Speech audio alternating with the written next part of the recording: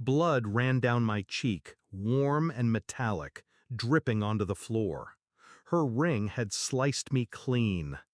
"Ungrateful brat," my mother hissed, her hand still raised, demanding more money, for my sister, as always. Then Dad's hand slammed into my chest, pinning me against the wall. My daughter's scream ripped through the air, high and terrified. It wasn't just pain I felt in that moment, it was clarity. 30 years of abuse crystallized into something sharp. And they had no idea what I'd secretly done 3 months ago. I used to believe in family, even when their cruelty felt endless. I told myself they'd change, that if I loved harder, worked longer, gave more, they'd finally see me. But my mother always looked at me with disdain, as if my existence offended her. My father treated me like labor, not blood. And my sister, spoiled, golden, their pride. I was the sacrifice, the burden, the punching bag. For years I endured, until I saw my daughter watching. Her small eyes mirrored my fear, and that was when the shift began. It started with little things, my paychecks vanishing for family emergencies, the house deeds signed over without my consent, the endless manipulation masked as duty. Then I found the accounts, hidden ones, bank statements that proved my parents had siphoned my earnings for years, feeding my sister's lifestyle, cars, jewelry, vacations, while I struggled to keep food on my own table. Rage would have been easy, but rage is noisy. Revenge requires silence. So 3 months ago, I took my silence to the bank. I opened accounts in my daughter's name. I rerouted every payment, every transfer, every asset that legally tied back to me. Slowly, carefully, I cut them out of the veins they'd been draining for decades. And while I did, I whispered to myself, power shifts without warning.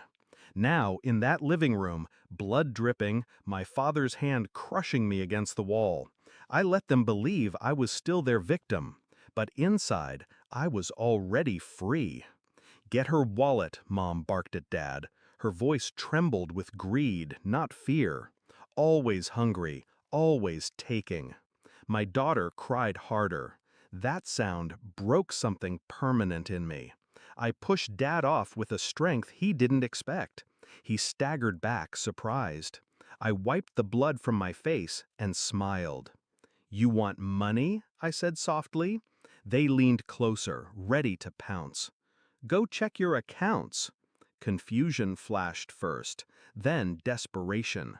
I watched them scramble, Mom grabbing her phone, Dad yanking his laptop open, fingers frantic against the keys. And then it happened. The silence, the freeze, the dawning horror. Every account, empty. Every card, declined. 3 months of siphoning had left them dry. Their empire of control had crumbled without them noticing. Mom's face drained of color. Dad's breathing grew heavy. My sister's name lit up Mom's phone, calling again and again, probably stranded without her endless allowance. And me? I just stood there, calm, my daughter clinging to my side. You did this," Mom whispered, voice trembling. Dad's rage flared, but it was hollow now, powerless.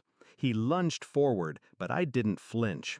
"I told you," I said, voice low, "power shifts without warning." The fallout was merciless. Their debts surfaced fast, their creditors circled like vultures. The house seized, the cars repossessed.